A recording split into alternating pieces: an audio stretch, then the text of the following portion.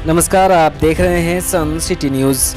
अररिया के फुलका थाना क्षेत्र से 19 अगस्त की रात अगवा कर नाबालिग स्कूली छात्र के साथ सामूहिक दुष्कर्म की घटित घटना के पीड़िता के परिजनों से मिलने लोजपा रामविलास प्रमुख चिराग पासवान नरपतगंज के अचरा गांव पहुंचे। उन्होंने पीड़ित के परिजनों से मुलाकात की और घटित घटना को लेकर दुख व्यक्त करते हुए कानूनी लड़ाई में हर संभव मदद का भरोसा दिलाया। मौके पर चिराग पासवान ने सीएम नीतीश कुमार पर जमकर हमला किया और कहा कि नीतीश कुमार दलित विरोधी हैं और इनकी सरकार में दलितों को टारगेट किया जा रहा है। वहीं उन्होंने जदयू के ललन सिंह को बेशर्म बताते हुए कहा कि उन्हें शराब वाले मामले में शर्म आनी चाहिए। चिराग पासवान ने दुष्कर्म केस में फरार आरोपियों को गिरफ्तार कर फांसी की सजा की मांग की है।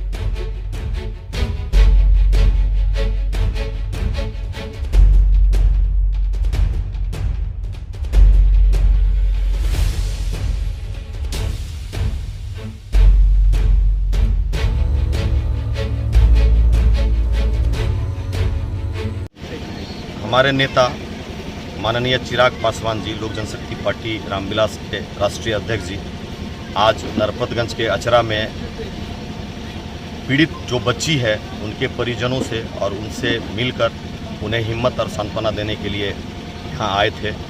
अपार भीड़ यहाँ जुट गया। लोगों को देखकर भीड़ देखकर ये लग रहा था कि लोगों का भरोसा चिराग पासवान में कितना ज़्यादा है, हमारे नेता में कितना ज़्यादा है और लोगों के अपेक्षा पर हमारे नेता भी खरे उतरने का वचन दिए हैं। उन्होंने कहा है 7 दिनों के अंदर बाकी के जो अभियुक्त हैं, जो दोषी हैं, 5 में से 2 को तो परिजनों ने ही पकड़ के दिया था, जो 3 अभियुक्त और बचे हुए हैं, अगर 7 दिनों के अंदर में उनकी गिरफ्तारी नहीं होती है तो हम लोग जन आंदोलन करेंगे। लोक जनशक्ति पार्टी के जितने भी कार्यकर्ता हैं हम लोग सड़क पर उतरेंगे और न्याय लेंगे। पिछली 19 तारीख की रात की ये घटना है। बच्ची के साथ जिस तरीके से 5 लोगों ने मिलकर दुष्कर्म कर उसको अधमरी हालत में फेंकने का काम किया। अपनी तरफ से तो उन लोगों ने पूरा प्रयास किया था कि बच्ची मर ही जाए।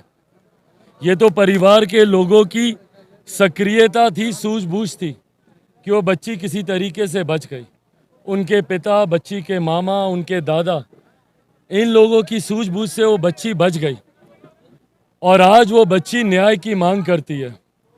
उस बच्ची की शिनाख्त पर 2 लोगों की गिरफ्तारी तो हुई है, पर आज भी 5 में से 3 लोग फरार हैं। मेरी अभी एसपी महोदय से बात हुई, आश्वासन उन्होंने दिया कि सीसीटीवी फुटेज खंगाली जा रही है, जल्द बच्ची को न्याय मिलेगा। पर न्याय तो जब मिलेगा मिलेगा।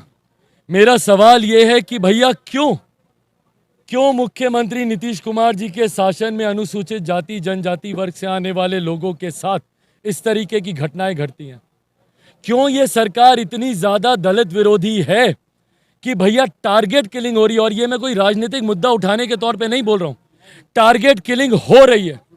हम लोग के समाज की बच्चियों को पकड़ कर उनके साथ दुष्कर्म कर सामूहिक दुष्कर्म कर कितनी बच्चियों की तो गला रेत कर हत्या कर उनके शव को पानी में फेंक दिया जाता है। जिस तरीके से एक शिक्षक की बच्ची वैशाली में ये घटना घटी। हम ही लोग के परिवार के बच्चों को आज हम लोग जैलोर भी मैं गया था, राजस्थान में एक दलित परिवार का ही बच्चा था, मटकी से पानी पीने की वजह से उसकी पीट कर हत्या कर दी गई। यहाँ पर चौकीदार एक के बाद एक चौकीदारों को मारा जा रहा है। हम लोग कल खगड़िया में थे, परसों वहाँ पे चौकीदार को मारा गया, दिन दहाड़े गोली से भून दिया गया। विक्रम में इसी तरीके से एक चौकीदार की हत्या कर दी गई। तो भैया जिस तरीके से अनुसूचित जाति परिवार से आने वाले लोगों को टारगेट किया जा रहा है, ये मुख्यमंत्री नीतीश कुमार जी की नीयत को दर्शाता है। दलित विरोधी वो रहे हैं, अनुसूचित जाति विरोधी वो रहे हैं, तभी उन्होंने संविधान के मापदंड से हटकर उन्होंने अनुसूचित जाति में बंटवारा करने का काम किया।